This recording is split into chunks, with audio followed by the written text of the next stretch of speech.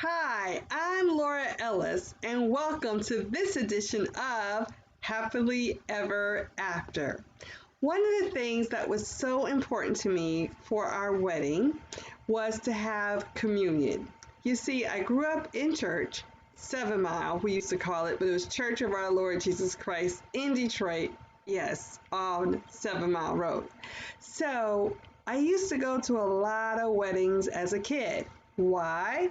My mother is a soprano soloist, and for a while she did weddings, meaning that she would sing at weddings or she would be a guest at weddings. We went to, at that time, what I would call a pre mega church.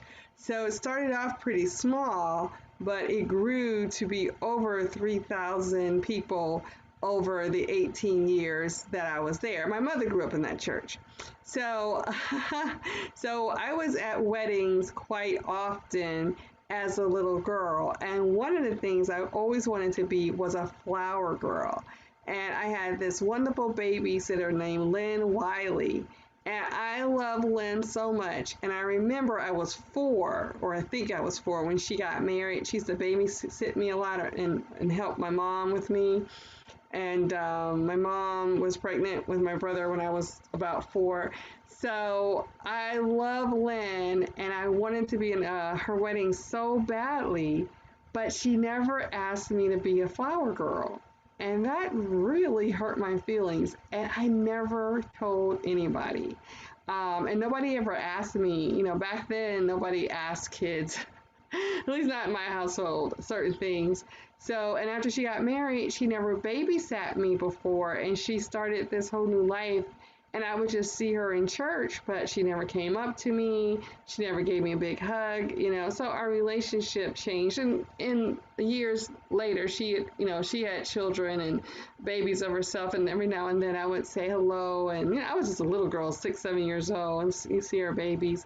But that was one of the things that I had always wanted to be, was a flower girl. So I didn't get to be a flower girl at all in my life, but I was a bridesmaid. So that's a different story. But another thing I always wanted when I was a little girl, I don't know whose wedding this was. I have no clue.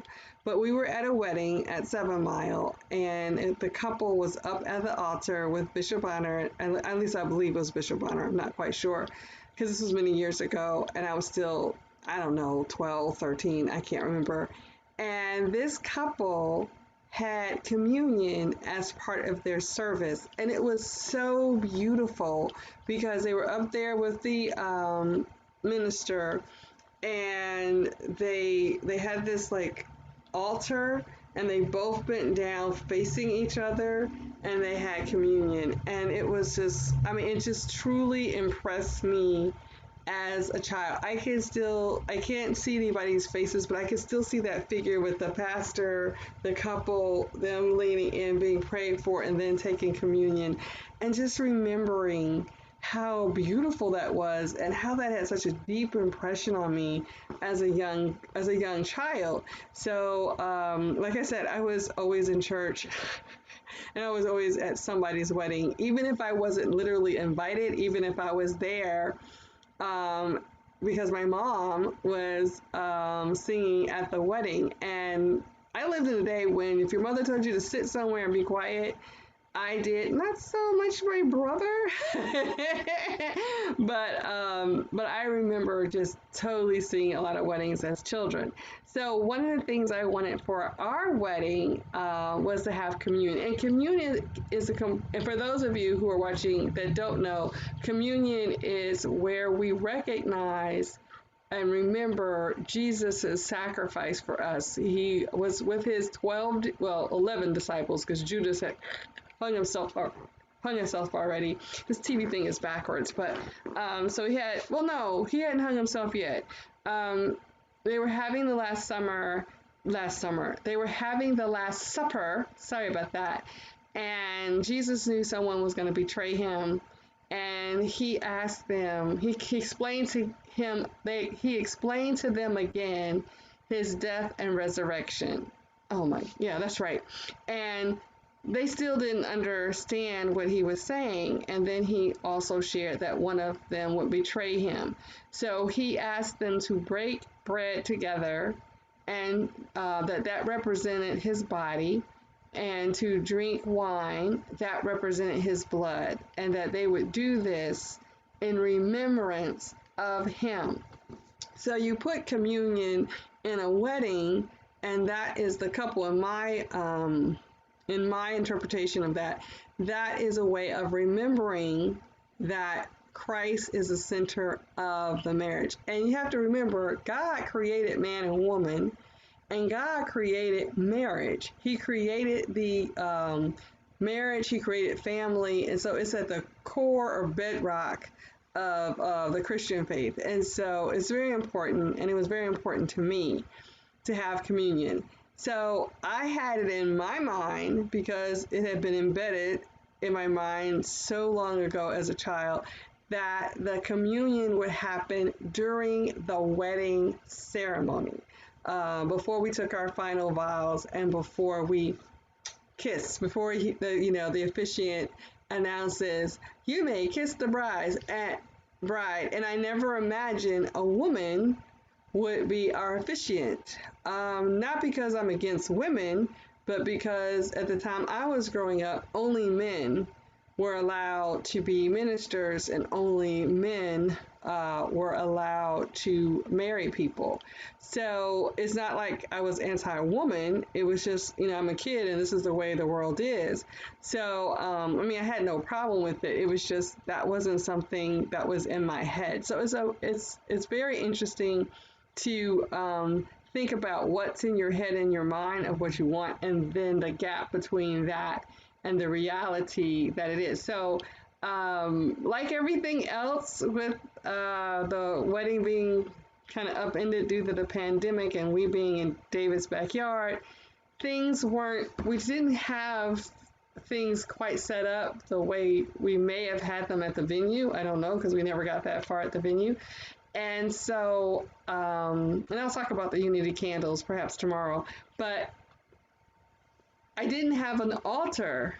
I had a music stand, and I'll have to show a picture of that. And that's where Pastor Valerie had her Bible. That's where his sister Lisa prayed from. So I didn't have a quote unquote altar. I had a music stand for the officiant and for those who were administering the wedding. So that was something that limited us.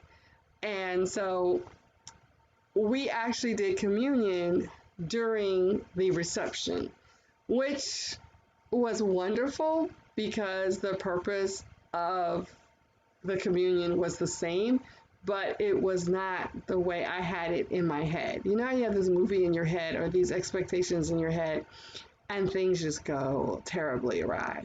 Not that having communion during the reception was bad, but only David and I had communion, and we did not think about having communion for our guests, and that was okay because it was our special day. So I'm going to share my screen, and I'm going to show you some of the pictures of the wedding, which included specifically the communion. So the first thing we did, you see our guests are sitting. That's the best man over here to the left of the Pastor Valerie. And the first thing we do is we take the bread. And so she was conducting a traditional Christian communion, and we were having it during the reception. And you see, we are not bowing in front of, it's not like the picture in my head. It's not like I described it all. But, we're taking communion, and I do look beautiful, even if I do so say myself. And we have the bread, which is God's body. And then we take the bread. So those of you who take communion know what that's like.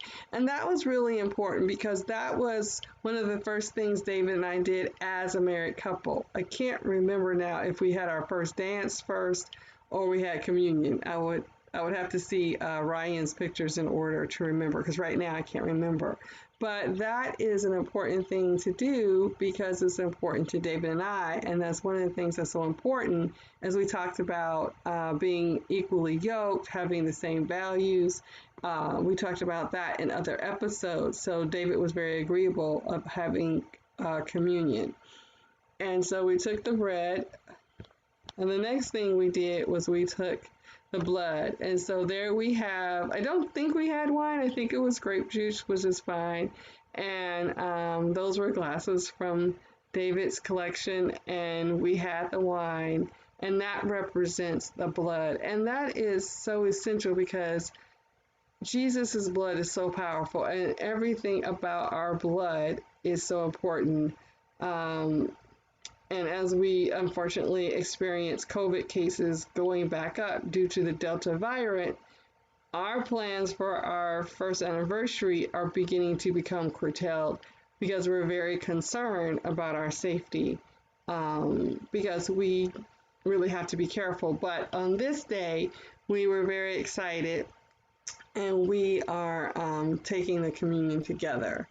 And that was very nice.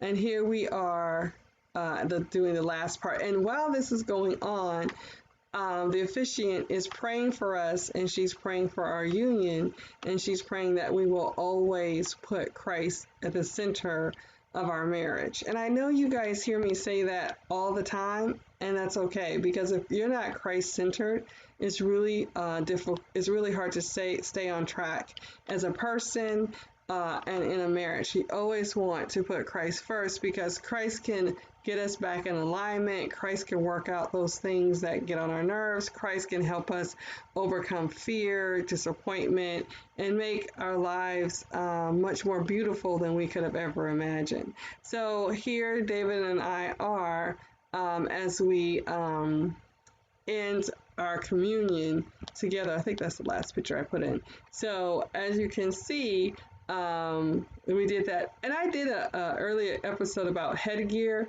and so you can see how I wore my fascinator with my dress, and I have to do a special, or should I say jumpsuit.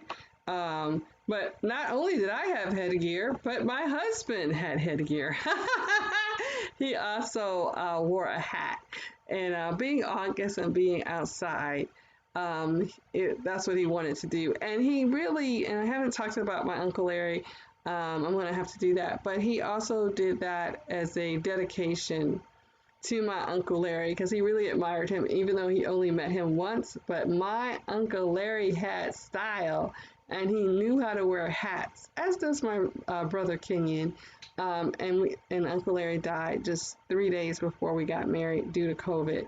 So the hat also symbolizes the love of family members who could not be with us. So, and I'm very grateful for David for doing that. But having something in your wedding to symbolize the importance of who God is so important. And it was very important to David and I. And even though it wasn't at the altar, even though we weren't in that on our knees facing each other, even though it was a far cry from what I had in my head or what I had remembered as a child, it was beautiful, and it still symbolized how important Christ is. And I'm doing these videos not only to work through my own grief of not having the wedding ceremony, and dealing with the pandemic, and now the Delta variant is becoming a problem. I'm also doing this because I know how important Christ is. I know how loving he is. I know how much he wants to be a part of each of our lives. And I want to emphasize that. And I know I'm sounding like a broken record, but I cannot tell you how wonderful God is, even in the midst of a mess. All we have to do is call upon him. So I had my communion. There's my husband in the background. I had the communion, so I did have my dream. And it was a little different than I thought it would be, but that's a-okay, because it still happened, and it was wonderful.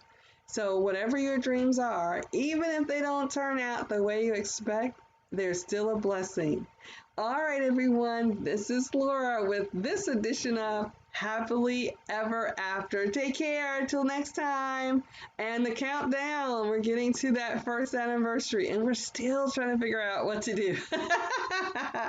Okay, take care, everybody. Thank you. Bye bye.